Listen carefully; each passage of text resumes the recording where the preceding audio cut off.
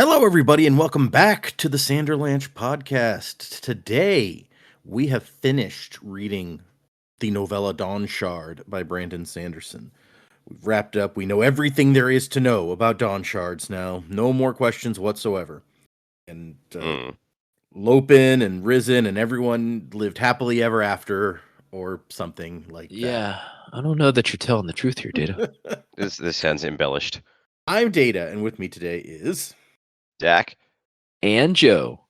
Yep, Jaymee had to miss out on the final one of this. It's sad, but hopefully we will have her back next week for our big review trivia episode. Actually, I say next week. I guess I will go ahead and put it out up front that we're going to take a break of a week after this episode before that next one. So may as well get that out right on top. I said the next week, not the next week. Yeah, there you go. And if you want somebody to blame, it's Data. He's got a thing. I'm going to Disney World. Sorry, not sorry. Yeah, you should be sorry.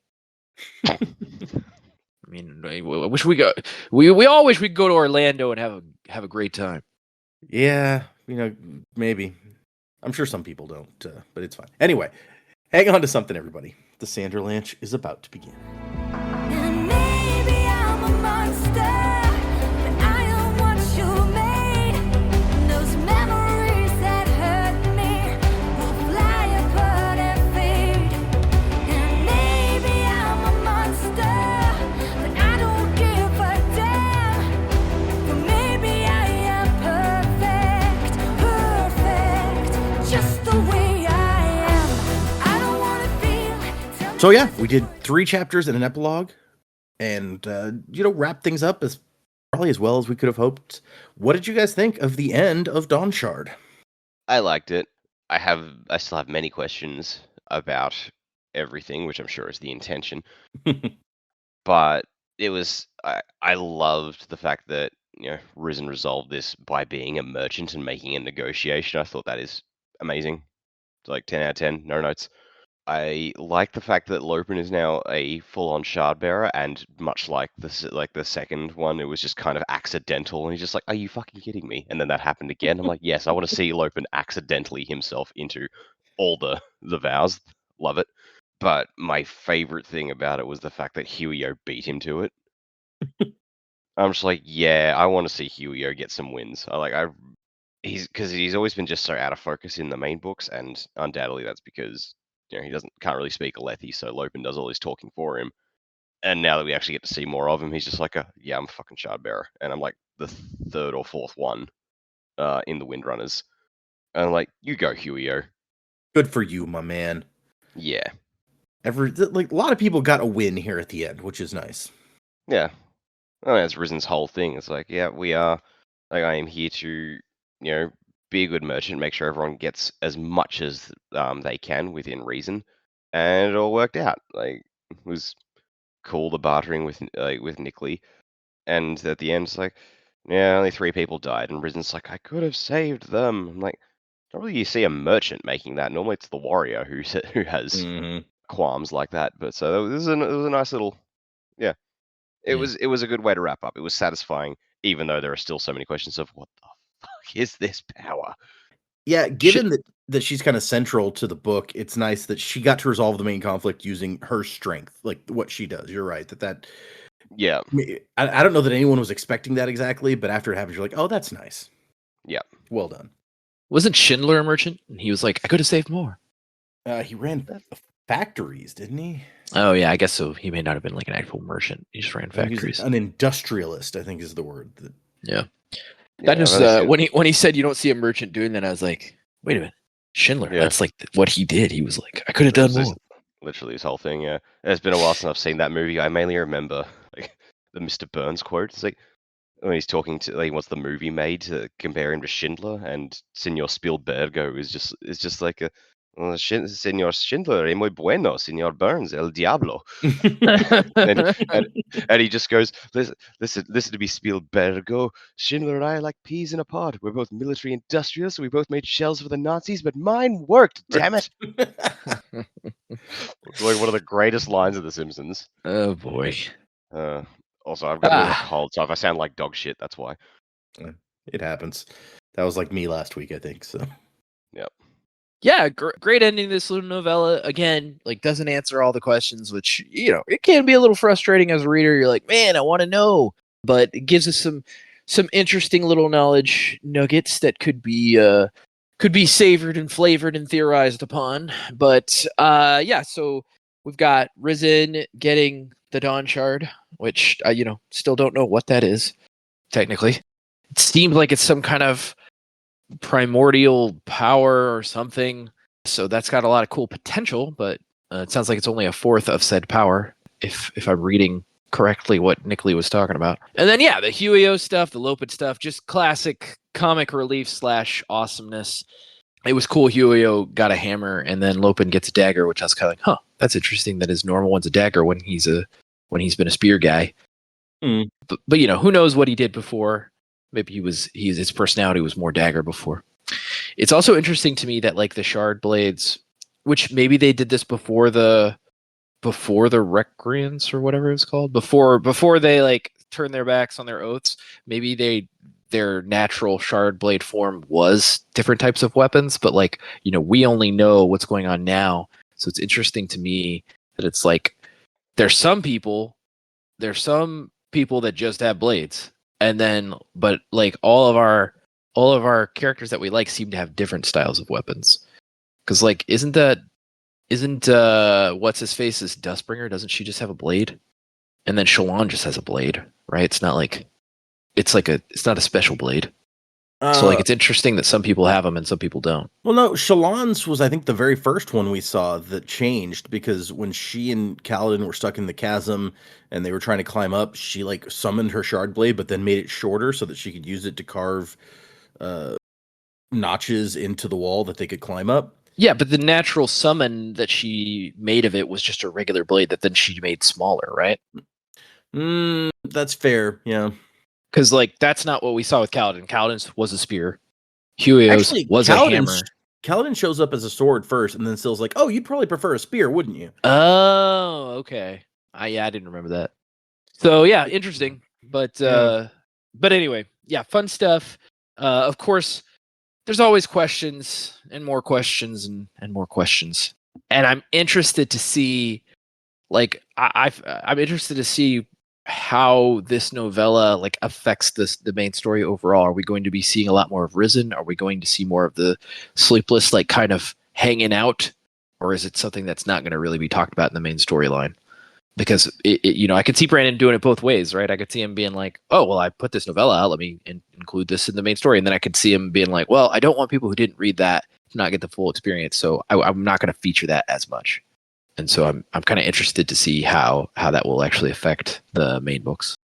So your question made me think, and I had to go out. I found a question and answer that Brandon did in 2016, where this was like just after Words of Radiance, I guess, where he's like, the person says, "So it's been established that when Syl transformed for Kaladin, that a living blade can become like any weapon, right?"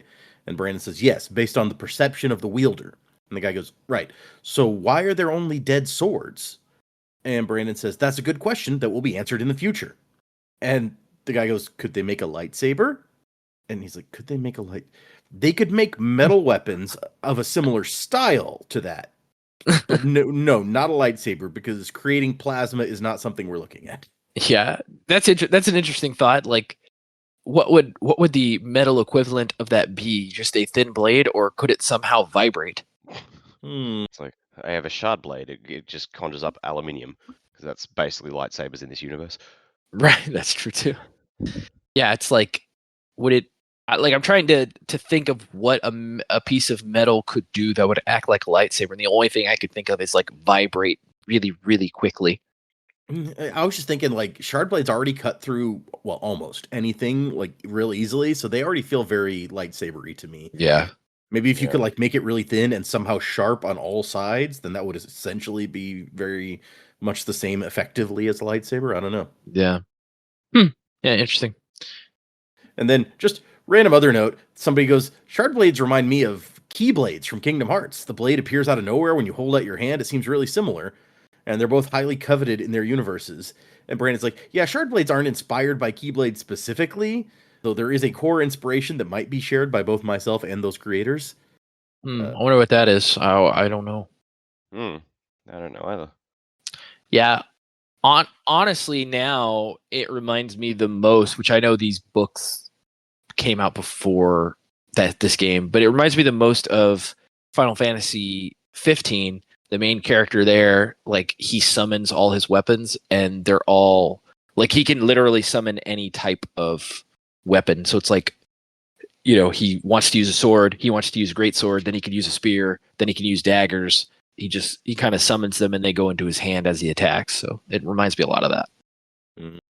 That's how I summoned an F-18 Apache helicopter. Yeah. Oh man, but yeah. So I guess it's intentional that he's like, yeah, they're all the dead ones are blades, and there's a reason for this. We just don't get to know what that is yet. Yay! Don't you love when that's the answer? Sure. It could also mean like I haven't figured out that yet. It could also be that, sure. But okay, let's move into these chapters, y'all. We left off previously with, Risen was about to try to negotiate, and Lopin was about to try to save his cousin from a giant monster because Huio was getting eaten. And so we come back to Lopin. Huio is literally inside the thing's mouth, holding its mandibles apart with a spear, which, that's a position to be in. And Lopin goes and rescues him, and Huio's like, oh, I'm never going to hear the end of this, am I? And it's all right, like, Huio. In a couple pages, you will be the hero. Yeah. You were going to get eaten. You're going to get swallowed by a giant monster. Can we focus on the fight? Have you heard about the time I saved Huio from being swallowed? Oh, yes, he was getting eaten by a monster uglier than the women he courts. Like, oh, that's mean. Like what Huio says at the end of the thing, I'm like, okay, I'm getting it. Yeah. Yeah. It's like, come on. That's not nice. But also, Huio has no Stormlight because some little flying things came through and sucked it all out. And Lopin lets him have some of the stuff from the spheres he's carrying. But we got to watch out for those. And Rua's there, and Lopin's just like, this would be a great time for you to be a shard blade. We got to fight a giant freaking monster. And Rua's just like, yeah, you're not there yet. That's not how it works, Lopin. But I don't hate anyone, and nobody hates me. I'm the Lopin. How could they? These rules sure aren't fair. That's a line. Right? Well, I mean, even Huio later is like, I don't hate you, Lopin. Like, how you'd have to be a special kind of like somebody to hate you, but still. Yeah. I just like, and I know it's supposed to be somewhat comical, but like his words, like, I'll protect people even from myself. It's like, oh, dude, that's kind of messed up. It's like, shouldn't that just be normal human behavior, dude? Like, whatever. We cut back to Risen, who's going to start the negotiation here. And Nickley's like, I mean, we don't have anything to negotiate. I'm sorry, I don't want to kill you, but I got to kill you, And Nickley's like, I mean, there's nothing that you can give us that we need. And Risen's like, but you need someone who can keep your secrets. And that's the end of that chapter. Very dramatic. We cut back to Lopin and Huio in the fight. Even in this, the novella, we get into like the quick cuts as we're reaching the end here. I have to comment on that because Jaymee's not here to say it. She loves those. And they're trying to protect the sailors. Apparently, that's what Huio was doing before Lopin got here. Was he's trying to let them get away while he distracted the monster. And so now they both have to kind of work on that. But there's really not much they can do. It says like the thing's like a big grub, but like really armored heavily. That's terrifying. Yeah. And like armored grub. That sounds like a Yu-Gi-Oh monster. I could absolutely see armored grub in attack mode. If it's a Yu-Gi-Oh monster, it'll probably have racing stripes. Yeah, it's like I use. Hold on, I'm gonna do my best English dub Joey Wheeler here. Yeah, I use the polymerization card to change armored grub into flying armored grub. That's disturbing. Okay. Yeah. I don't need that in my life. It's fine. No. Many Yu-Gi-Oh monsters are disturbing though. Yeah, you're not wrong. Your move. Well, I'm gonna summon Radiance and equip them with shard blades. So suck it. What would a Knights Radiant card be called? Would it be like a group of Knights Radiant, or would it be one Knight Radiant? Like, would it be like? I'm sure it'd be individual. I'm gonna summon. It's like I'm gonna summon Lopin, the Herdazian the one-art Herdazian in attack mode.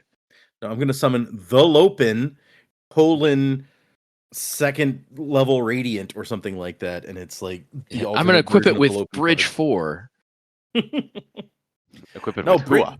Bridge 4 would be like a spell card or whatever that the more Bridge 4 you guys you had on the field, the more the Oh, stronger they would get. like a Magic Zone card. I was thinking like there's a card called that I had in my warrior deck that is like the more warriors you have on the field, it adds like 200 attack points to each of them for each warrior on the field. Yeah. Anyway, let's not But move hey, into man, this. that's our. Come on, we're giving the people something extra. That's our Yu-Gi-Oh minute. If you've ever played Yu-Gi-Oh, which the I haven't, minutia of Yu-Gi-Oh. yeah, I haven't played Yu-Gi-Oh in many years. I don't think I ever played it. I only watched the show. It was actually a pretty fun card game back in the day. Not and look, I know a lot of people out there are Magic fans. Like that's the thing. I tried to get into Magic. I played for a few years, never got super into it.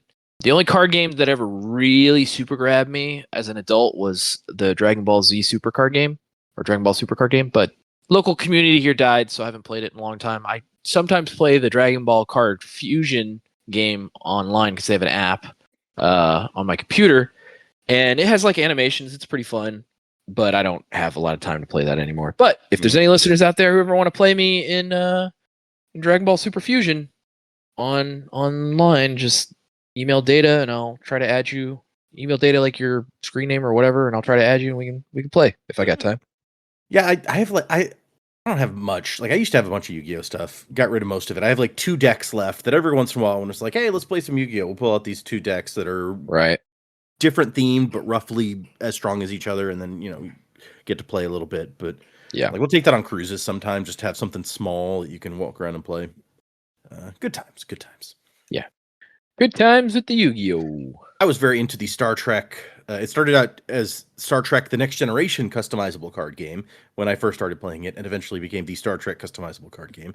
But the thing with all of those games, Yu-Gi-Oh included, like at some point, because they need to keep making expansions and selling more cards, Yeah. they have to keep adding like new rules, new kinds of cards, new ways that the game works, and it just gets to be too much. It gets to be cost prohibitive too, because it's like, okay, if I want to keep up with this game, I have to spend money on these new cards, learn these new techs, and then not only spend the money and learn the techs, but like keep that going every time they change the game. And like at a certain point, all my old cards that I originally played the game with and enjoyed either don't work super well with whatever the new like stuff is that's going on, or they're like, oh, well, those cards are too old. You can't use them in like tournament play. So it's like, oh wow, I just wasted that time. So I feel like what you're doing is right. Like you just get a couple decks, hold on to them, and like you just bust them out and you play. It's like it's not, you don't have to go to tournaments and all that. That was probably the only Dragon Ball Super was probably the only time in my life that I like got super competitive with it. Went to like state tournaments, almost went to a national tournament. Decided I didn't need to go all the way to Vegas just to play in a tournament. Oh, but Vegas, there's lots of stuff you can do there. Yeah, but my wife was not interested in me going to Vegas to do that. So yeah, I had fun with it. Won a few tournaments, had a good time. Still will play it online, like, just as a one-off every once in a while, but not going to spend lots of time and money on it anymore. Yeah, sure. I got married in Vegas. We saw the Blue Man Group. It was sweet. Good time. I want to go back to Vegas and see Penn and Teller. I like that show Fool Us. Yes, I love Fool Us. Yep. So I'd like to go see them. I would love to see like a big stage magic show like that. Now, I mean, I've seen like smaller ones locally, but like a big high value production. Yeah. Sort of magic show. I think I've never seen that in person, and that'd be something I'd want to do on the bucket list for sure.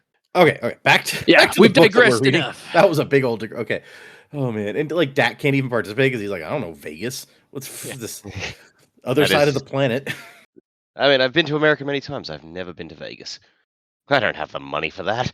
It was, I mean, we didn't have to spend that much, especially because we went on a weekday. We went on like a Wednesday, and the hotel was super cheap because they want people there to gamble. And it's like very cheap. Yep. Yeah, you can get hotels very cheap. We just walked around and looked at all the hotels. It's like amazing, just like the amount of stuff they do. So it's funny, like there's some stuff out in front of the Venetian because the Venetian's supposed to be like Venice, and it's like I've been to Venice. I had pictures of us in front of like these landmarks in Venice, and then I got pictures of us in front of the exact same landmarks, but at the Vegas version of Venice. It was funny. Okay. Lopin and crew, they're fighting this giant grub, and their spears really can't do much against the armor. He keeps trying to get like hit it in the eye or some, a vulnerable spot. It's a rock guy. It doesn't have any vulnerable spots. But they're having a lot of trouble. And I love that, like, Kustlid, the armsman, he's like, Radiant Lopen, maybe you could summon your shard blade? And he's like, afraid not. It's political. Like, I don't have one of those. It's a whole thing. The guy's like, political? It's like, yeah, you got to say these words.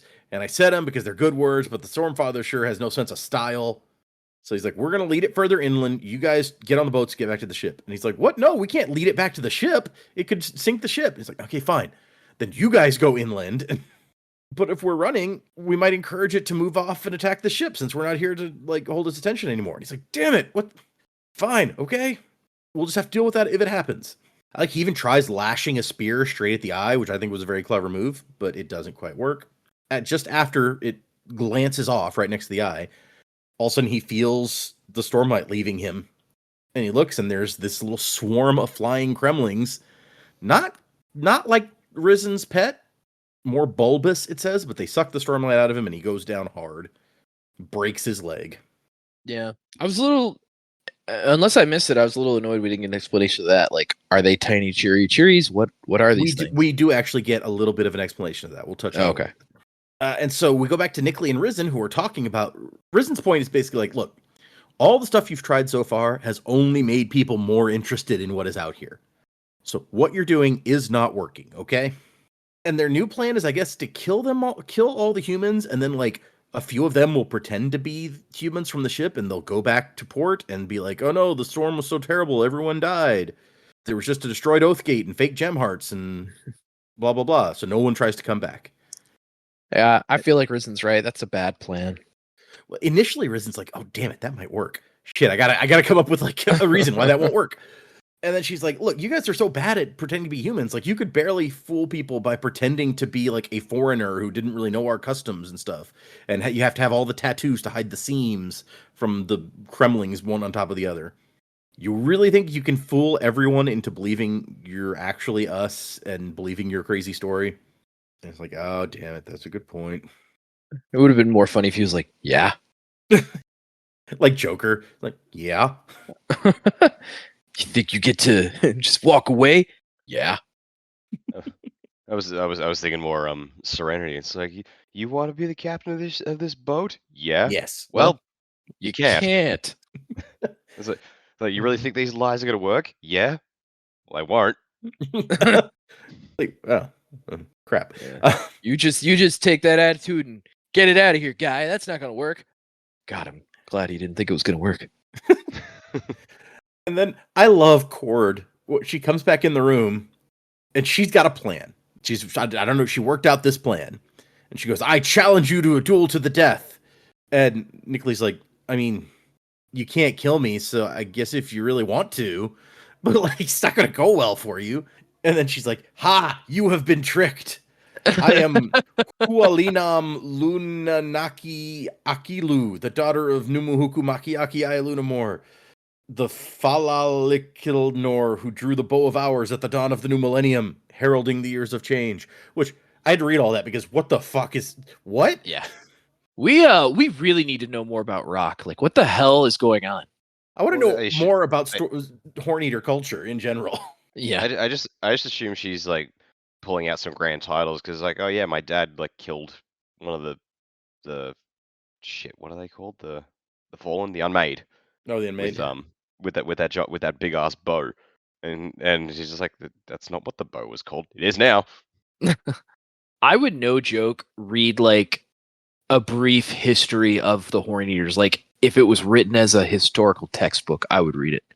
There's some information about them in the RPG like source book, but I don't think it's there wasn't much more in there than we knew when I read it, if I recall right. But no, she's got this thing. It's like, you can't kill me because then you'd be violating this ancient pact. So now you must forfeit the battle. Like, she had a whole plan worked out to trick them into. And then he's just like, yeah, I don't know what you're talking about. She's like, damn it, these aren't the same gods I thought they were. She's like, crap.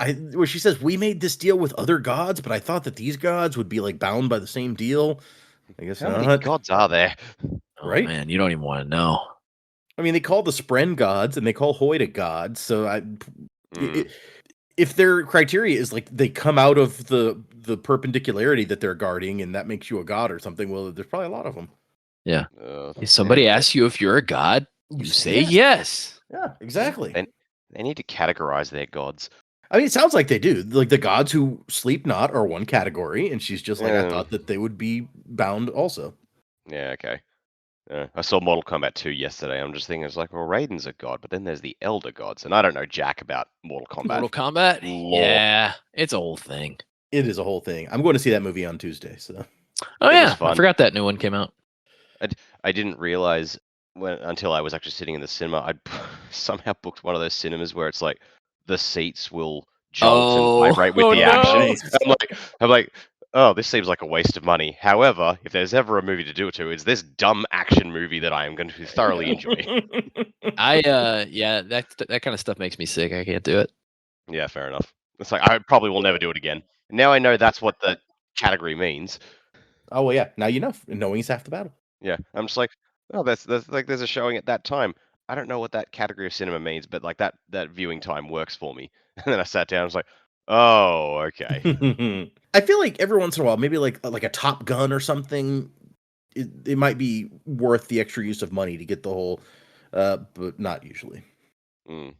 Okay, Cord's like, yeah, my plan didn't work. What are we gonna do? And Risen's like, well, I'm gonna try to make a deal. And Cord says, the gods who sleep not are guardians of life. They seek to prevent its end. Use that. And Risen's like, oh, is that right? Are you guys actually protectors of life? And Nicholas like, I mean, yeah, kinda. We have seen the end of worlds and vowed never to let such an awful event happen again. But we will kill the few to protect the many if we must. So, geez, okay, I want to know more about that, but I guess we're not gonna. The needs of the many outweigh. Was it here or was it somewhere else? I said it's like they're actually not from this planet. They came from somewhere else. It Is that did I read that right? it sounds like yes. Yeah. Well, it sounds like they know they're dealing with forces that are seemingly, at least the way I'm reading it, greater than what we've dealt with so far, right? Like they're directly talking about ad nauseum. So like Yeah. my thought there is like the ad nauseum stuff. I don't know, the way it's like if we've seen the end of worlds, right? So it's like if ad nauseum was defeated at some point, the Cosmere may have been made up of worlds that like ad nauseum created or something, and like this is just what I'm reading from the subtext of that statement. It's like when ad nauseum was defeated, all the worlds were destroyed, and like the people with the shards of ad nauseum went out and made new worlds or something. That would be my guess based on which makes me think these guys are like spacefaring, because it's like how could they, if they've seen it, how could they exist outside of a world? And but anyway, that's literally what I'm reading just from that one statement. So Well, we do know that some of the shards created worlds, like Scadrial. I think we've been told was like created by ruin and preservation to right. experiment and play or whatever on. But we've also been specifically told in one of the letters, I think, that this planet Roshar like bears the, how did it phrase it? It's like bears the touch of Adonalsium's design or something like that. Like this planet was designed by Adonalsium. Okay. So some of them still exist. Yeah. So yeah, not all of them were destroyed, at least, if that was the case. But yeah, who knows exactly what he means when we've seen the end of worlds. But it doesn't sound good, whatever it is. No, ending of worlds usually isn't something that you look forward to. Unless you're Ruin. Ruin is all about that shit. Yeah, that's true. And so he says that the storm has protected this place for centuries, only recently weakened enough to let people through. So I guess a few years back, the storm would have just killed anybody. So it may also be the ships have been improving. Maybe that's part of it, but whatever. Well, yeah, like when you think about it, how would the storm weaken, right? Like, obviously, we may just not know like the powers at play here, but like, how would that come to pass? It depends on what's creating it, right? Like, yeah. Could like the Everstorm be the thing that weakened that storm? Like, what's the dealio? That would make a sense. What is the deal? But eventually, Nicholas like, you know what? Okay, let's talk, and sits down at the negotiating table. And Risen's like, yeah, here we go. And then Lopin's out here. No more Stormlight. Leg broken. Please, gods of the ancient Herdazians, don't let me get killed by a monster that looks so stupid. Please. That one got me. That was fucking brilliant. Yep. Just looks so stupid. And Lopin's just like he's trying to like crawl away basically, and Huio's coming in trying to protect him also. And then there's a moment where like Huio looks over at Lopin and then looks back and like sets himself to defend Lopin. And Lopin's like, "No, Huio!" And then all of a sudden Huio explodes with light, and a giant shard hammer forms in his hand. He's like, I will protect even my annoying cousin. But it's just like, knowing what we know of the vows, like the implications here when I first read it, it's like, oh my god, does he actually just hate Lopin? Has Lopin just been misreading him this whole time? Like, that was my first thought. And then my second thought was, what good is a shard hammer? Like, part of the whole thing of the shards is they can cut through anything, but a hammer is not designed to cut. I guess if you like smash it hard enough, it disappears. I don't know. Well, Well, I that's- mean, any touch, right? They just have to touch. That's an excellent point, actually. Yeah, like because it says he crushes one of the monster's arms, and like violet goo sprays everywhere. Which generally there's not even any bleeding with a shard blade; it just cuts. Yeah. So- What are we playing at here, Brandon? Would Yeah. any hammer have functioned just as well? And just Huio likes a hammer, so that's what he's using. I don't know. Yeah, that's weird. I don't know. That's fine. I hadn't even thought about that. But that's a really good point. Design flaw. Design flaw. Oh. His spread is somewhere near. It's like, Huio, you know, if I was something sharp, this would go a lot better. And Huio's like, shut the fuck up, I'm holding you. I like hammers. I like turtles, and I like hammers. You will now call me Captain Hammer. Yeah. By the way, the hammer is not my penis in this case. Okay, there you go. Good. We cut back to Nickley and Risen negotiating, and Risen's like, "So you guys want to find a way to avoid killing? I can help you." And Nickley's like, "No, we want to avoid losing control of a force that could destroy the Cosmere. That's what we want. Though we do want to minimize suffering in the process. Okay, I'll give you that." It's like we're all about killing if it's for the greater good. And so Risen's basic proposition is like, look, if you kill us all and then try to tell this story, nobody's going to believe it. It's just going to draw more interest. But if you leave us alive and we also tell a story, then people will believe it. Although Nickley first says, look, even if we come to some kind of agreement, the sailors are going to have to die. Like this. And Risen's like, no. It is not negotiable, the lives of the captain and the crew. They're my responsibility. That's not even on the table. And Nickley's like, well, see, I told you, we're not going to reach a deal. And we get a little bit of biology on the Sleepless here, where it's like, Nickley says, your body's made up of little pieces called cells. My body's made up of pieces too. What are they called? That's a flawed analogy, I feel. Yeah. No joke. A little bit, maybe. My cells don't split off and become a fucking cloud of crustaceans. Okay, yeah, that's fair. Crustacean Cloud, new band name, I call it. She says Kremlings, and he says, well, we're not native to this planet. We prefer the term Hordlings. She's like, and one of them is your brain. And he's like, actually, many of them are my brain. We store memories in specialized Hordlings bred for that purpose. Oh my god, this is weird. So it's like they had to create brain bugs to put the brains in. These are my brain bugs. Say hello, brain bugs. It took my people 300 years of selective breeding to achieve Hordlings capable of imitating human fingers. And most of us are still terrible at it. That's a long time for fingers, I gotta say. But fingers are useful, you know? Yeah. And then they're sitting here discussing what is happening here. There are forces in the Cosmere we can barely identify. Evil forces who would end worlds if they could. And they're hunting for this place. Now that the ancient guardians of Akina are all but extinct, we, the Sleepless, must protect it. They could cause the death of billions. And he waves towards the mural. He's like, the Dawnshard is... And that's when he realized what has happened. What have you done? And she's like, oh, I just looked at it. And he like loses his shit for a minute here. And they start, the Hordlings start like swarming over her. Yeah, well, you know, it's like this one thing that we were supposed to protect above everything else. And then while you're talking about it, you're like, oh, you took it. You took our shit. Give it back. And that chapter ends with a roar shaking the cavern. It's like, oh no, what is this shit now? And then we cut back to Lopin, who he's like, Huio beat me to the third ideal. But then he's like, you know, I'm happy for him and his friend. Okay. But still, his cousin didn't even have the decency to look embarrassed. Embarrassed about saving your life?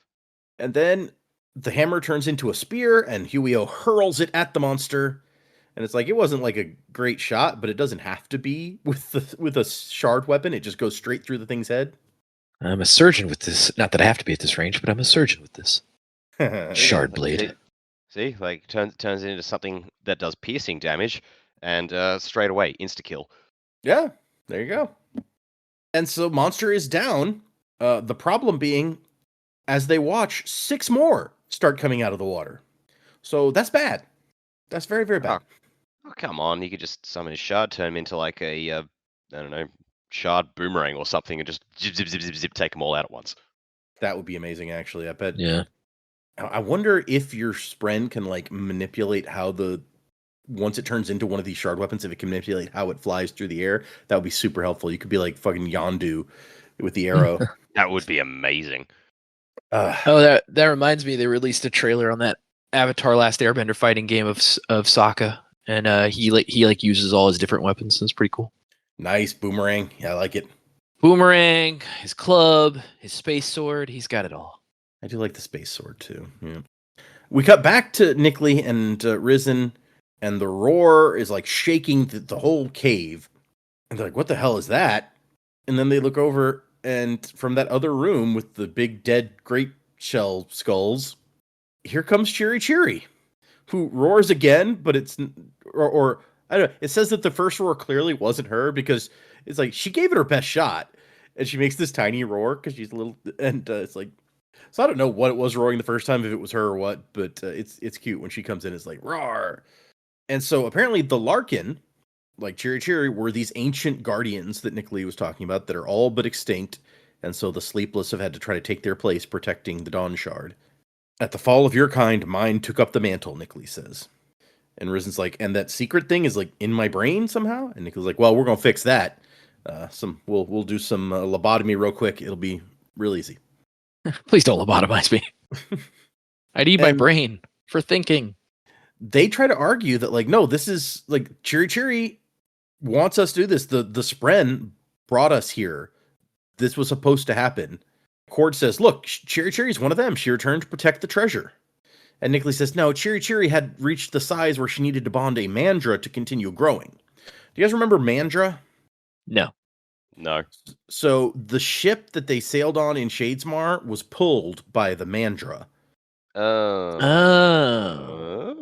And in Oathbringer, they have a whole discussion about how, like, the Mandra, when they appear on the other side, we call them these Luxspren, and you see them hanging around great shells and sky eels, and we think that maybe they have something to do with how those things fly, and then... Interesting. I guess Okay. Kaladin was like, but great shells don't fly, and Shalon was like, actually, like, this one person did the math, and they kind of do, because they should collapse under their own weight, but they don't, and so maybe this has something to do with it. And so here we are. Chiri has to come to this island to bond with one because she's gotten too big. So somehow bonding, like these great shells can bond with these things in order to get bigger without crushing themselves. Okay. And then Risen's, they're all trying to argue, like, she didn't do anything wrong. Risen's like, the force in my mind asked me to choose. It wanted me to accept it, whatever it is. And Nicholas like, no, it didn't. The Dawnshard isn't alive. It doesn't want things. You stole it. So Dawnshards have been, Brandon has teased things about Dawnshards for a long time because they get mentioned here and there, but never with, even at this point, like you guys point out, even in this book, there's not a whole lot of information that it actually gives us about what the Dawnshards are, how they work, or anything like that. But there was one Q&A that I read where, let's see, Brandon mentions that the Dawnshards protect themselves. I think he phrases it as they self-protect. And somebody was like, well, then why did they need the Larkin and the Sleepless and stuff to protect them? Or this one, anyway. And he was like, maybe that's how they self-protect. They somehow got these things to come and protect them. Or it, in this case. There's only one here. What? It's like the One Ring. It like wills people to protect it. It's weird. I don't have much more information than that. That's just something I read today. And I was like, well, that's kind of interesting. So Nickley's being like, it doesn't want things. But Brandon is hinting that it's like, well, it has the ability to kind of like make people want to protect it somehow. Hmm. And Risen is even like, she can feel it's not living, but it's something else. a It's command. not living, but it is something. And Rizen's like, well, let's continue negotiating. And Nickley's like, you're a thief. You can't bargain with stolen goods. And Nickley tells her that she cannot employ it. It's beyond your capacity. But there are those in the Cosmere who could use it for terrible acts. And Rizen kind of takes this and she twists the whole situation, basically, where she's like, look, your secret has been leaking out. Even if you kill me, get this thing back. You're like bailing a boat that's sinking at this point. Everything is falling apart. Your lies undermine each other.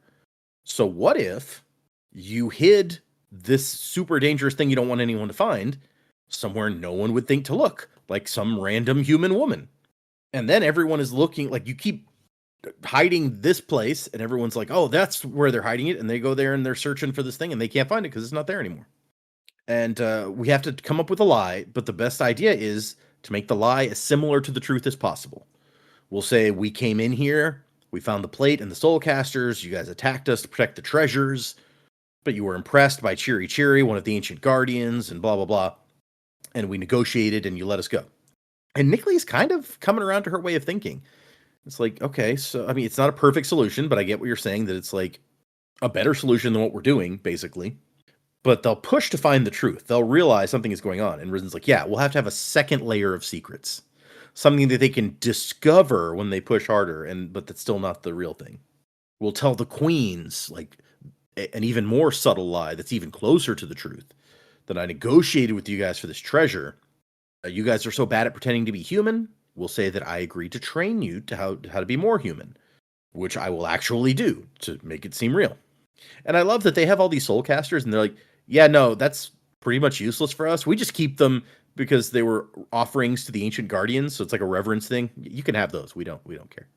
But the plate was being saved for to someone who could be the guardian of the Dawnshard. So if Cord's going to take that plate, she has to agree to do that. And Cord's like, maybe. We'll see. I have many loyalties that come before this thing, she says. And then the Sleepless have to hold a vote, because that's how they do it. They vote and see what they want to do. And, okay, so we get a little more details about the Dawnshards. Nickley says, mere words cannot explain it. The Dawnshards are commands, the will of a god. And she's like, Rizen's like, I always imagined them, they were weapons, like the honor blades, the mythical honor blades. The most powerful forms of surge binding transcend mortal understanding. All their greatest applications require intent and a command, which we've heard of capital C commands in Awakening, and intent has been important in lots of Cosmere magic. The Dawnshards, the 4 primal commands that created all things, and then eventually were used to undo Adonalsium itself. Yeah, so primal commands. So, like, Boom. yeah.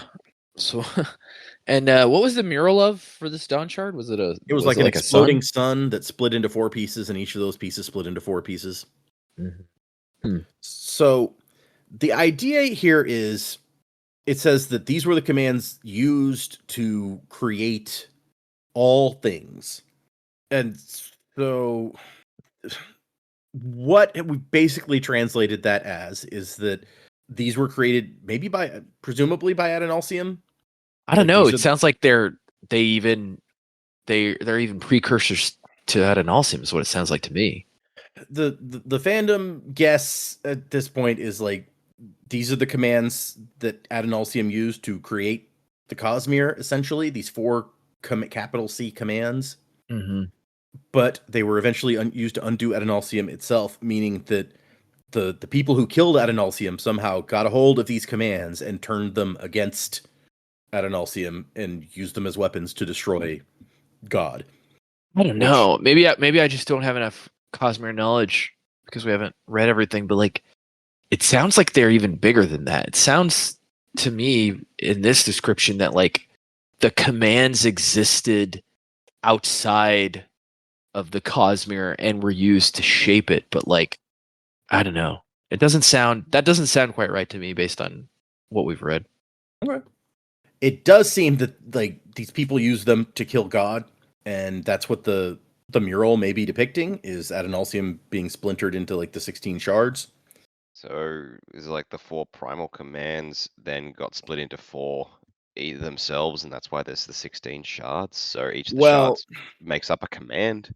Actually, there are some theories that like, okay, so well, hold on. Let me start with this command. The Dawnshard that Risen has found is change. That's what it said in all caps when she got it.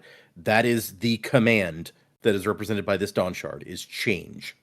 And people have theorized that maybe, like, if these were used to kill Adonalsium, then maybe each of the shards, you could like group 4 of the shards into like thematically into one of the Dawnshard commands. So like you could say like cultivation, growth, or whatever, and maybe ruin and something else. Those could all fall under the header of change. So that is a popular theory. Somebody asked Brandon about it, and he's like, "That's some really interesting lines for you to theorize on." So basically, not really giving us any information, but Yep. that is a theory people have had that he didn't immediately shoot down. So it could be. But that also raised an interesting question for speculation about, well, what are the other 3 commands? This is change. What else could there be? And there's another time in the books that we have read where somebody is in a like cave and gets this single word, all caps letter, like from some force that they don't recognize. Kelsier in the Pits of Hathsin gets told to survive. And so there was a theory that could be one of them also. I don't remember if Brandon shot that down or not, but that's the kind that I pull that out to say that's the sort of theorizing that people were doing after this book came out based on this new information about the Dawnshards. So was this book come out before or after Rhythm of War? I believe it came out just before Rhythm of War, but let me double check because maybe I'm just thinking because it's set just before Rhythm of War, but let's see. Rhythm of War. Rhythm of War came out November 20. Yes, this came out 12 days before Rhythm of War. Jesus, okay. Wow, so he was like, here it is, guys. I think this may have been like, if I remember right, this may have been part of a crowdfunding campaign or something. Like, you also get Dawnshard if you backed this crowdfunding campaign. And okay. I don't remember 100%, but that's one of the things that is in my brain from something. Anyway, but yes, so it illustrative of how dangerous. Nickley's over here like this could kill billions of people. Apparently, this is one of the things that helped kill gods. So clearly, yes, could be very dangerous if you could actually use it, which he says she cannot. Wow. Okay, here's where it explains what those things are that we saw. Nickley says, we once assumed that the last of the Lancerin, which is, he says are also called Larkin, that they died, and the few Hordlings that we had bred with them were all that remained. Inferior bloodlines, though they give us the ability to negate some applications. So that's what those things are. They bred them somehow with Larkins. Interesting. Yeah. So larger great shells need to bond the Mandras. You call them Luxbren to keep from crushing themselves under their own weight. There's the explanation of that, in case you forgot what we were explained in Oathbringer, which, I mean, Oathbringer's so freaking long, how could you not? I just like the idea that, like, great shells are bonding with Spren, kind of like the Radiants. Yep. Indeed. That's a cool little detail. It really it opens up what the hell goes on in the ecosystem of Roshar if other things can bond with Spren as well. Yeah. And Chiri will have to come back every few years until she's fully grown. And Risen's like, oh crap, fully grown. She looks and there's those giant skulls in the other room. Like, oh no, my pet is going to get very large. It's like when you get a puppy and you don't realize it's a Great Dane or something. Why did you buy large breed puppy chow? Exactly. That's exactly what was in my head. Dresden Falsberg. That's nice. But like also, it's like, buying food for this creature that is this big. It's like, well, the money is the food, so you're gonna bankrupt me. I mean, it just sucks the Stormlight out. It's not like you lose the money; you can recharge it later. And so the Sleepless get together and they vote, and they come back and it's like they listen to you, and we will take your deal with a couple of more caveats. One is that you may never bond a Spren to become a Radiant, and does not explain why that is. Although it really makes you wonder, like, what about being a Radiant would make the situation different? And also, you cannot tell anyone else what has happened unless you ask us first. So, like, we understand humans need to confide in other humans, but you got to run it by us first. That seems reasonable. That's surprisingly reasonable. Yeah. And I will take a moment. I'm sad Jaymee's not here because Jaymee has repeatedly expressed that she hoped that this would end with like Risen being healed somehow, which we know it does not at this point. But one of the things I remember from reading the beta feedback and listening to Brandon talk about the feedback that he got on this book was people like beta readers that he had that I talked about before. He went to people with various disabilities and had them read to try to, make things seem genuine with Risen being paraplegic. And one of the things that apparently was a complaint from a lot of people about how these things are treated in fantasy is that it's most often depicted as like something that needs to be fixed. If you have some sort of handicap, disability, whatever, in a fantasy world, it's just like, oh, how can magic fix me to make me whole again, to make me whatever? And how does that look to people who they're like, I don't want to see myself in one of these stories only to have them be like, well, that's a thing that's wrong that needs to be fixed. Yeah, like it's something inherently wrong that has to be fixed or you can't be good. Yeah, that makes sense. You can't be good. Yeah. Yeah. And so we talked about if she became a radiant, she might be able to heal herself. And that's, I think, one of the meta reasons why Brandon has them go, you can never become a radiant. Showing that he's listened to this. He's like, I'm not going to go down that line where it's like, oh, we're going to fix her and make her good again. Another one of the reasons why I chose the song Perfect about like, I'm perfect just the way I am as the song for this book. Oh, nice. And so, we may have to touch on this next time that Jaymee's on and get her opinion on that because I feel like she was expressing, well, a lot of people probably feel, a lot of people who aren't in that situation are like, oh, well, obviously they're going to find a way to like fix what happened to her. Right. But he's intentionally not doing that to give people in that situation a feeling of representation in these books. At least not yet. I don't know. Maybe he'll go back on that at some point. I feel like if he's kind of made this pledge, then he's probably not going to walk it back later. I would hope not. Yeah. But I'm pretty sure that's part of the reason for that. And I'm sure there's also an in-universe reason that we just haven't heard yet about like, oh, if someone was a radiant and also was the Dawnshard, then it would do blah, blah, blah.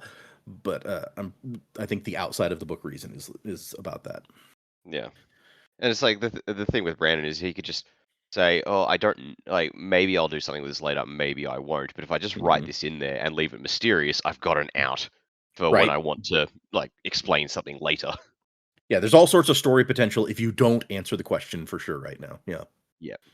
And Cord says, I can't commit to, like, defending the Dawnshard. I'm not a warrior. I got to train first.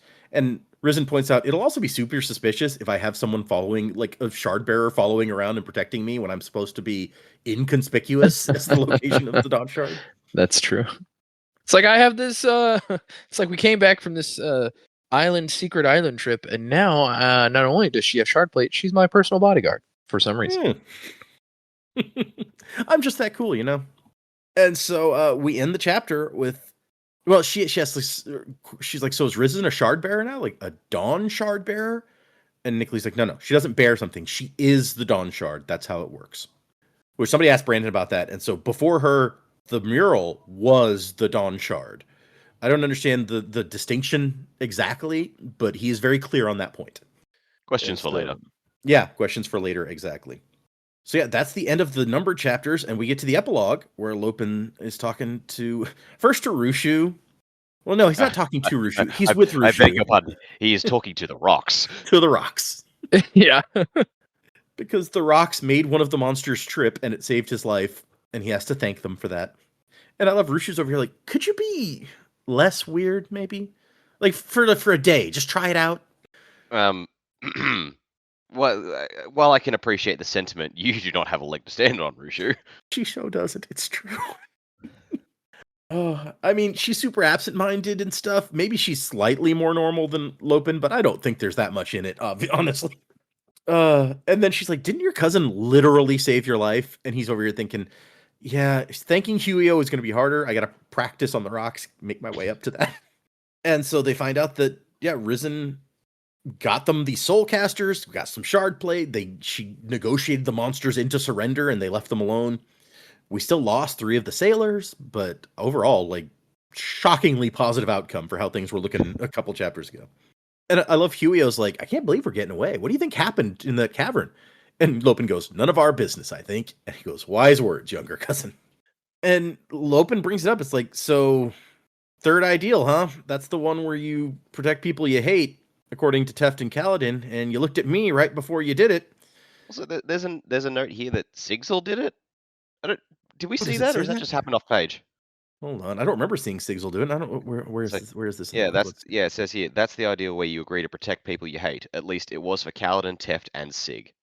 Oh, it does, and Sig. So yeah, he must have done it while we weren't looking. That's pretty awesome. God damn it, Sigzil's one of my favorite of Bridge 4. Why did I get to see that? Was he one of the ones that that was with Kaladin at Koldenar? No, he No. was not. That was Okay, Star and Drahe, if I remember right. So, That was Scar and Drahe, yeah. well, good for you, Sig. Man. Maybe he battered something attacking Hoyd away, and Hoyd's like, I take exception to this. That would be hilarious. Yeah, maybe. So he asked Huio, like, what's up with that dude? And he was like, look, I don't hate you. It would take a special kind of bitter soul to hate you. But you Really can be a harping on the pain. fact that, like, man, like, who could hate Lopin in these chapters? I know, right? It's like, me and Punio and Fleeta, even Mama Lond, the way you joke can sometimes hurt us. And he's like, but I joke with people I love. It's how I am. He's like, yeah, does it have to be, though? Could you sure tease a little less? And Lopin has this very introspective moment where he's like, is that really how I come off? Like, I'm just trying to make people laugh and stuff, but if I'm hurting people. And this is why I prefer Lopin to Wayne. Because Wayne would not care. Or we certainly wouldn't get this introspection on page. Mm. Yeah. I feel like Wayne might introspect a little and then kind of brush it off. Yes. Yeah. Like he would play it off as like he would introspect and then he'd be like, nah, everything's good. Yep. Yeah, I think you're probably right. And he has to ask his friend, like, do my jokes really hurt people? Do other people complain about me? And Rua just kind of like shrugs and nods at him. Like, yeah. And he's like, I'm just trying to make people smile. Oh, and he like has this hurt inside. And he starts to like, it says he wants to curl up and never say another word. And then he thinks, no, I got to take this like Bridge 4. Arrow to the heart, you pull it out and you heal and you move on. Good He's for like, you, okay, Lopin. I'm going to protect people, even from myself. Got to rededicate to being the best Lopin possible. A better, improved, extra incredible Lopin. He still can't Extra be incredible. Yeah. He still can't have humility, but No. But like, I really appreciate it. It's entirely in character, but he still takes on board what he has been told and resolves to do better. Like, I am all here for it. I fucking love this. And Yeah. the fact that once again, like, just accidentally his way into the next ideal. Ah, chef's kiss. Right. Yeah, it goes back to that conversation we've had, like, about Moash and even Wayne to an extent. It's like, just because you make a sacrifice or just because you do something noble, like, doesn't make up for, like, all of the other stuff, right? Like, Wayne sacrificed himself at the end, which is very noble, right? Yep. But, like, you know, Yep. he was kind of a dick. it's true. It's true. And you're right. He never like, I mean, okay, in some ways he actually did work on making himself better. Like he Being stopped. kinder to Steris. He was never super nice to Steris. He improved on that a little bit. I was thinking more about Also, Renette. she got to his speed a bit more. She and did. was able to- She kind of So, gave like, it Yeah, back that's some. true. And that's not really a Wayne win there. That's more of a Steris, just like, I can fucking deal with you, mate. But he stopped being like gross and coming on to Renette when he finally internalized that like, oh, she has a girlfriend. She's really not going to be interested in me. It didn't stop him from proposing like a threesome with her and her girlfriend at one point, but Mhm. they made it seem like on the whole he was doing a lot better in that particular social situation. Right. Yeah. But I mean, he was still like stealing Wax's stuff and committing identity theft at times. yeah. So he had a little bit of improvement. We don't know for sure. Like Lopin seems here like he's determined to improve. We don't know how much improvement he'll actually show, but it does feel like this is more determination to toward this direction than we saw from Wayne. I agree. Right. Yeah. Fair. And it's like he came to it like, yeah, Huey had to tell him like this is how it goes, and then he took that on board and then resolved himself. Like it didn't feel like he was pushed into it. It wasn't just like, all right, I'll do better. It was like oh shit, I got to do better. Yeah, and he didn't shrug it off. He didn't shy away from it. He was just like, yeah, like I don't want the people I care about to see me that way. Like I didn't realize that was the effect I was having on them. Yeah. Yep. Yeah. He actually listens when someone else tells him you're having this effect, and he goes for a second opinion. Like, am I really? And when someone else tells him yes, also he's like, oh, okay. Like, yeah, he takes it, he internalizes it, and decides to do better. It's really great to see. I agree. Yeah. And then he gets these words are accepted. It's like, Storm me, you did it again. Where's the drama? I guess like in a way it's kind of poetic and funny because it's like he jokes around and messes around so much that it's like he's not getting this the way he wants it, and it's like kind of comical. It's like the joke is getting played on him. It's like, yeah, you wanted it this way, but I'm only gonna accept this, and it's like, God damn it, it's not what I wanted. He calls out Stormfather as well. He's like, man, you suck at this, and Stormfather's like, I take offense to that. I love that. It's like, I take offense at that. Be glad for what you have. It's like, man, like everyone else is like, the Stormfather's always been grumpy, but no one's ever gotten under his skin to the point where it's like, I take offense to that. Maybe Dalinar has done it a bit, but I agree that it's like I feel like that really is saying something. The Stormfather's like, hey, knock that off. It's like I'm a primordial force. Like you can't talk to me that way. Oh man. It's like I gotta take it from Dalinar. I'm bonded to him. Who the fuck are you? Yeah. The Lopen. He immediately starts thinking about all the pranks he could pull with this he can now create like whatever metal weapon, whatever he wants. And then he goes, no, I'm gonna be better. No pranks. Well, maybe fewer pranks. Some pranks. Some pranks are still okay. Oh man.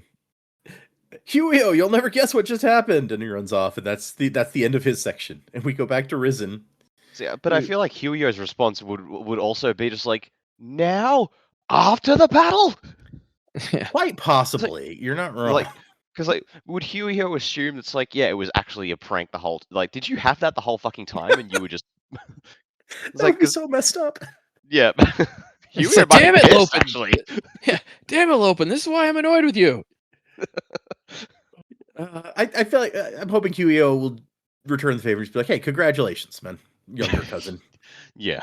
We go to Risen, who's back in her cabin, and Cherry is all happy, and she's made her a little nest out of some towels, and she's feeling so much better now, which I like. It's very cute.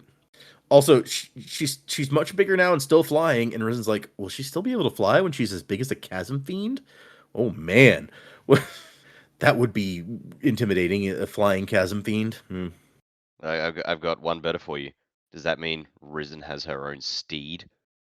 Ooh, when she gets big enough to ride, that would be amazing. Actually, yeah. It's like oh, Cherry has to come back to Akina every so often. Well, we've got that covered. Hi ho. Yeah, flying badger mole, go.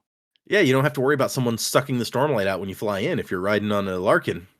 Well, it's like they even said, like they said, it's the Hordlings who were sucking the stormlight out. So it's just like, well, that's not going to happen. Hopefully not. Yeah, I'm unclear on exactly how welcoming they're going to be of other people coming in now, but if it's just Risen on Cherry, though, it's like, oh yeah, you guys fly in whenever you want. Yeah, because they said that they're going to have to periodically come back anyway. Right. Yeah, exactly. Don't need no boat. And she has this moment where she's like, does everything taste extra good? And are the colors like brighter than before? So breath? Well, so basically, like people ask Brandon about that too. But basically the idea here is if you're heavily invested enough, you get similar effects. So whether it's that you have lots of breath or if you have lots of something else, you get that same sort of increased senses. Okay. Right. So that's interesting because on Scadrial, it's like the increased senses of the increased sense comes from a specific metal. That's true. Hadn't thought about it like that. Yeah. Then the captain shows up, And I like the captain's like, "Are you really going to let her keep that shard plate?" She's like, "Yeah, she discovered it. It's tradition." And the captain's like, "Well, the Alethi aren't going to be happy, and they have a history of laying dubious but strongly enforced claims to shards." Which I love that wording because I totally believe that. Yep, that is absolutely in keeping with what we know. But the Alethi are getting 3 new soul casters out of the deal, and the Thalans are getting 5 when they only ever had 1 before. So that's pretty good. Yeah, and I feel like this Advantage would go a burns. long way to like making some kind of alliance with the Herdazians, or not the Herdazians, excuse me, the Horn Eaters. It's like just let her have the shard plate. It's going to help you guys, like, in the long run. Maybe that's a good point. You're giving them their first shards. Well, not giving. You let them claim. Although once again, Right. Rock won 3. He just doesn't want to use them. Yeah. Can you imagine his Horn Eater brethren's like, come on. I mean, his daughter is already like, really, man? Yeah, and that to Cord's point before, so it's like they're gonna come for us at some point. So it's like, all right, this might sweeten the pot a bit, and also help them defend. Yep. When that happens. And like the captain's like, "What are they, Risen? They're like monsters out of a nightmare." And Risen's like, "Most people are different from us. Most people who are different from us are frightening at first. But Vistum taught me to look past that, see the humanity in other people, whatever they look like." And the captain's like, "They told me what you did." And she's like, "Oh crap, wait, they told you about the Dawnshard?" Shouldn't say that because that would be a bad idea. That would. Can you imagine? Worst secret keeper ever. They told you about the Dawnshard? Like, wait, what? What? No, they told me you had a chance to bargain for your own life and that you wouldn't enter negotiation unless it included the safety of the crew. And Risen's like, "I mean, yeah, that's what any like Rebsk would do." And Cap's like, no, it's what any good Rebsk would do. Yeah, that's true. And hey, you know what? On the next journey, maybe you could steer the ship for a little bit. And Risen's like, "Oh my gosh, yes, thank you." Oh I'd be shucks, honored." thanks, Captain. Let's hope the next one is a more traditional voyage. And Risen's like, "I'm gonna pick the most boring trade expedition I can find. All right, we all need a break after that one." Famous last words. Well, yeah, and then it ends with like, she doesn't think that boring and mundane are ever going to accurately describe her life again. I mean, she's permanently followed by tiny crab people or pieces of crab people. Anyway, yeah, It's probably boring is not in the cards. So that is the end of that novella of Dawnshard. And as I mentioned before, we are going into our review for the next episode. We're going to take a week break, and then while I'm at Disney, and we're going to go into the review after that. And after that, we're starting Rhythm of War with the prologue and chapters 1 and 2.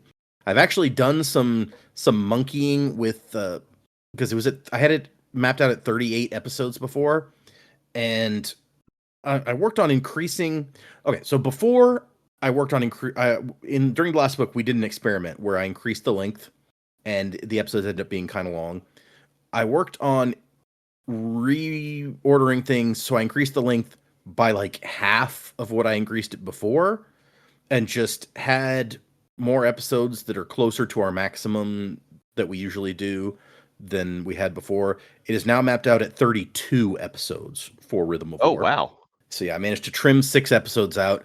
We're going to try it for the first couple this little bit longer than our previous max and see if that doesn't bloat the time too much. And if not, then we will continue with that and shoot for the 32 episodes. But so yeah, we're going to do prologue and chapters 1 and 2 when we start Rhythm of War episode after next for people following along.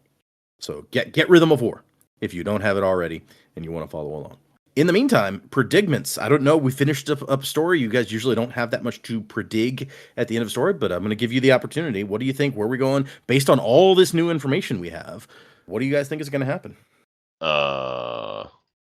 Good question. I had not prepared for this, actually, because, again, end of book. Okay, well, Bridge 4's got 2 more shard bearers, so that's going to help out a lot with their windrunner duties. I feel like we're going to have to start. I know Huio is not great with languages, but I feel like he's now one of 5 shard bearers we've figured out in the Windrunners. So he's going to they're going to have to do something to try and work on that for him, because he's just become a whole lot more important. Is that whole becoming important at work thing? Got to be careful about that, man. Yeah. So if I had to guess, I'd say we're probably going to see quite a bit more of Huio in the next book, which I'm all for, because the time we spent with him here, I'm like, this guy's great. We need more of him. Yeah, I don't know. Like Risen has become such a central character in this, despite she's only been interludes, and then did you have a no? She didn't have a chapter in Oathbringer. She had like a couple of interludes, I She had think. it may have just What did been she have? one really long interlude, and then she also appeared, like Dawnshard talked to her in one of his chapters, but we didn't even get her name then. It was just we could tell who it was. Okay, so she's really only had the 3 interludes across the books. One with I think like so. going to Shinovar, one with going to the Reshi Isles, and then one back in Thalen. That was a big one then in Thalen because she had to meet with Babsk and then like stop the theft. So Yep. okay, all right. Well, based on that, Risen is probably going to get at least one more interlude in Rhythm of War, where there'll be more talk between her and the Sleepless. I think it's weird the Sleepless keep showing up in the novellas and barely in the like the main books. True. And if they are, that's like you're not really acknowledged. So I feel like that's going to have to change at some point because they're getting more and more engrossed in what's going on. But yeah, maybe we'll probably see a bit more of Risen from other characters' perspective. And it's like, what's with those weird tattooed guys who keep following her around? And one of them, like, he looks at me and it's like, but his eyes point in different directions. What's that about? What a good Yeah. question. That no, I could see how that would look strange. Yep. Oh man. No, that makes sense. And like we've now just dumped a big important thing onto Risen, like one of 4 of these super powerful things that exist in the Cosmere. It does seem like her importance has turned up a bit.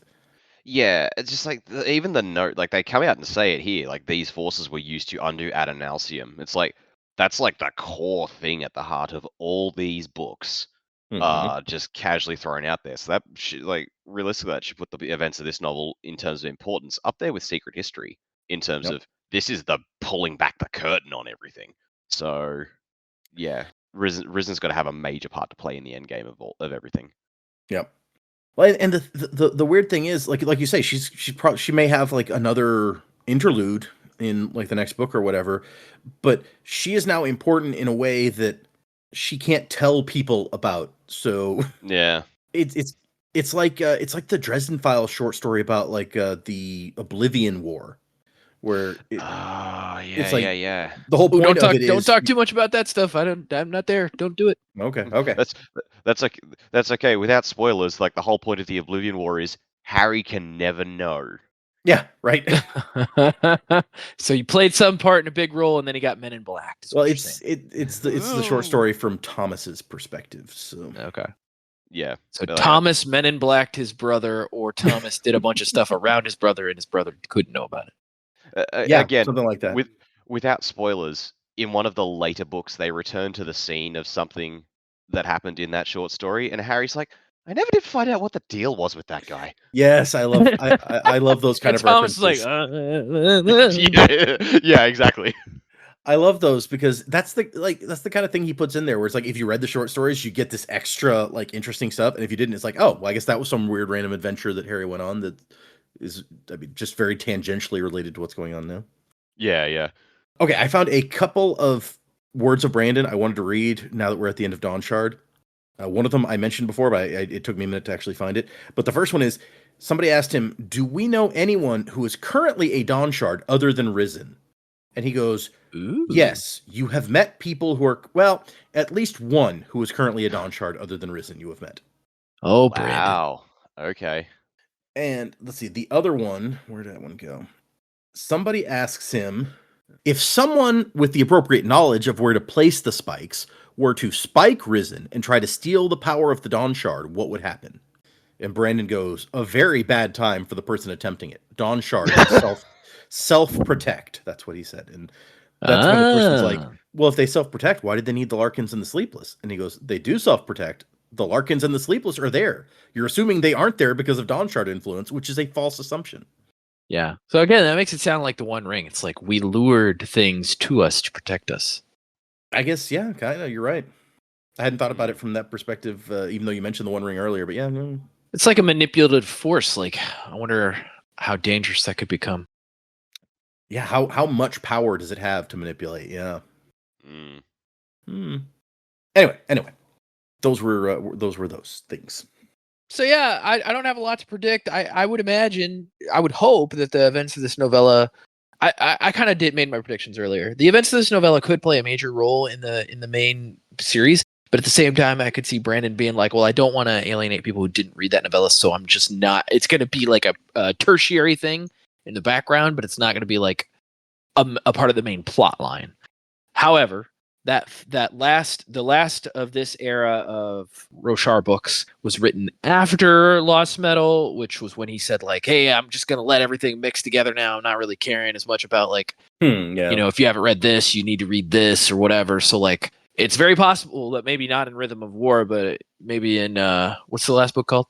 Wind and Truth. Yeah, maybe in Wind and Truth, then all this stuff actually like comes back and plays a big part. So yeah, excited to keep going through these books.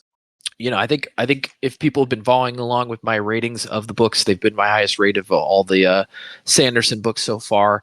Depending, you know, highly dependent on how everything wraps up in that fifth book, they could be my favorite books of the Cosmere that we've read so far. So excited to continue that journey.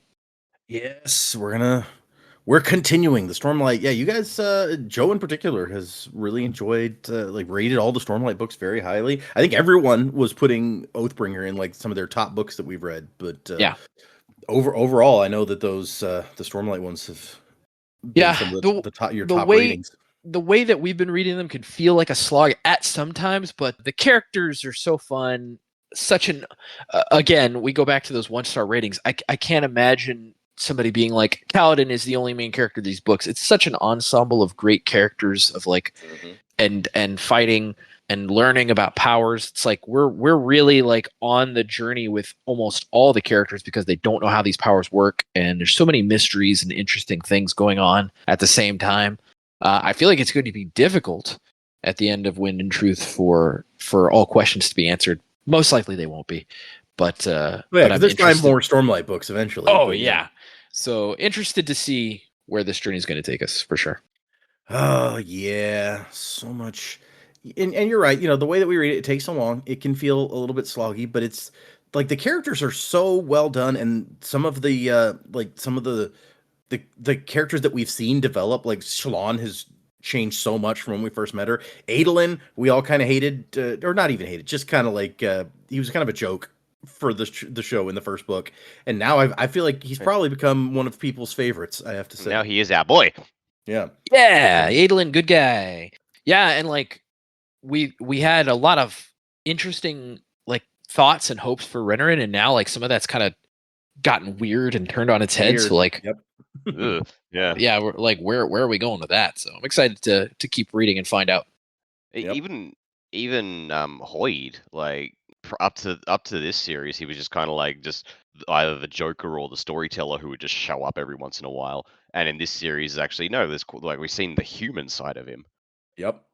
We see a lot more of him just overall, honestly. But yeah, you actually see emotions and like meaning coming out of the things that he's doing.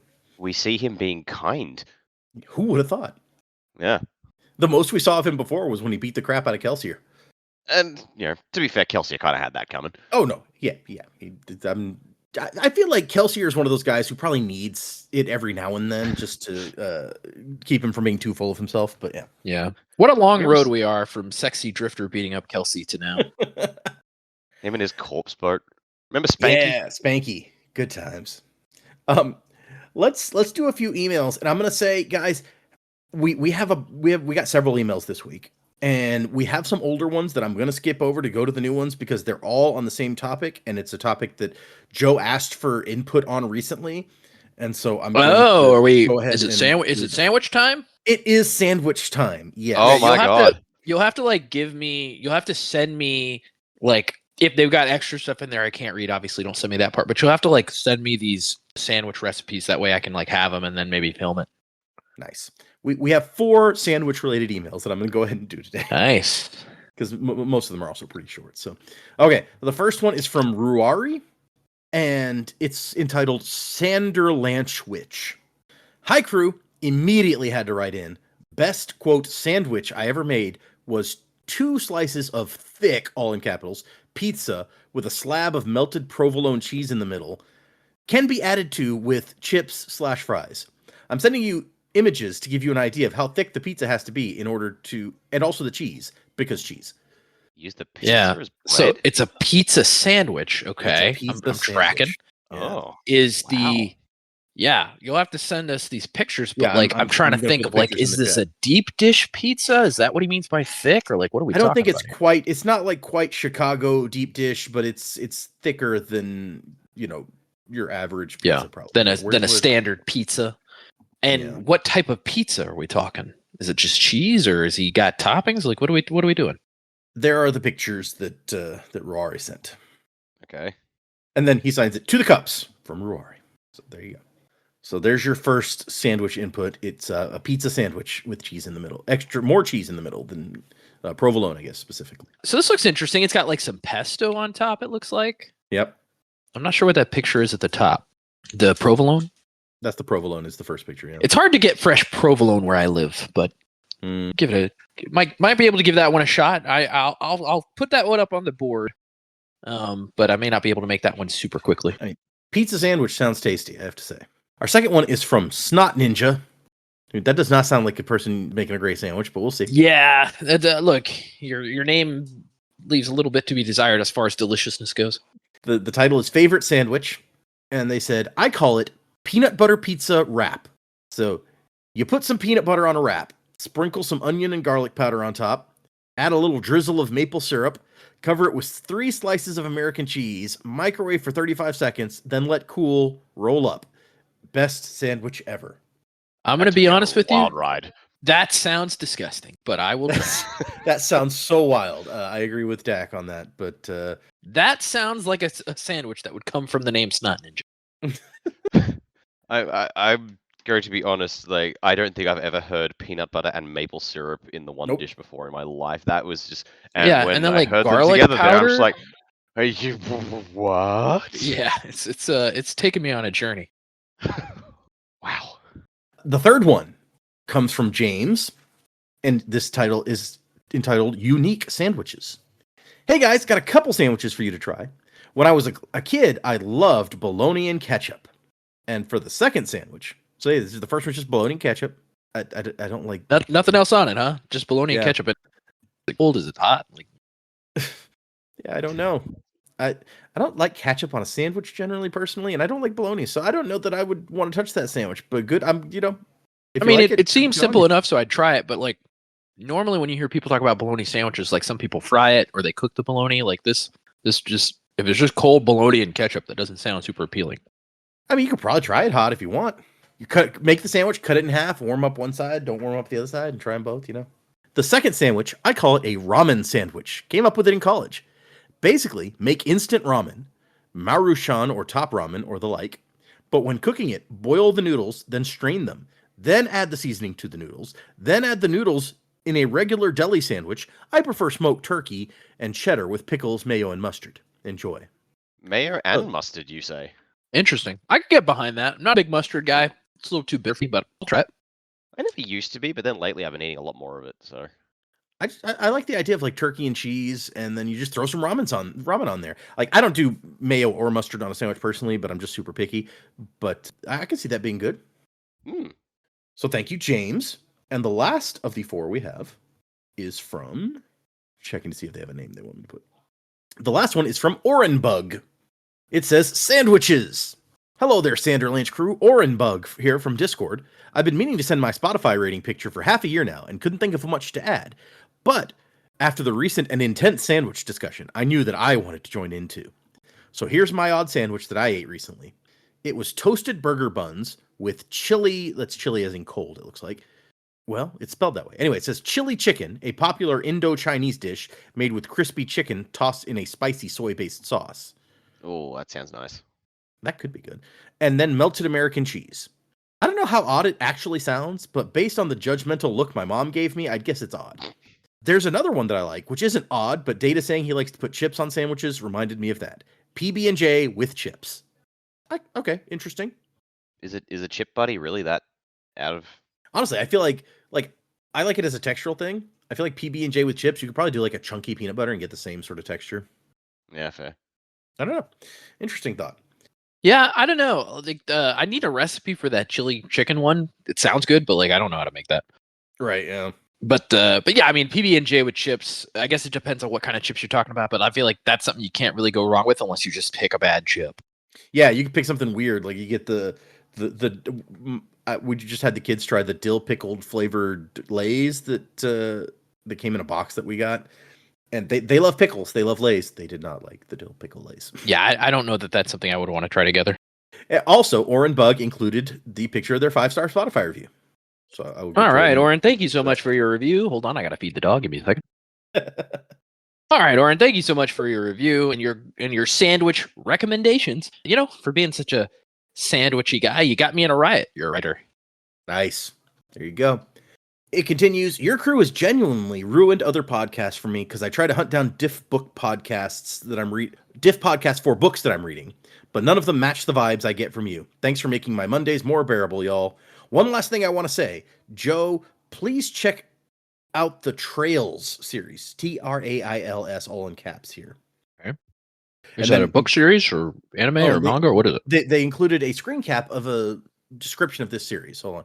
It's a long-running JRPG series which takes place in a single continent of Zemuria with different arcs, each arc being 3 to 4 games, and all with interconnected stories with recurring characters, and honestly, one of the best world building and turn-based systems.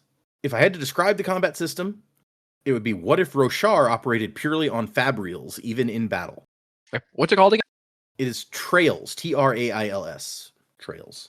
I think of it as the Cosmere equivalent JRPG.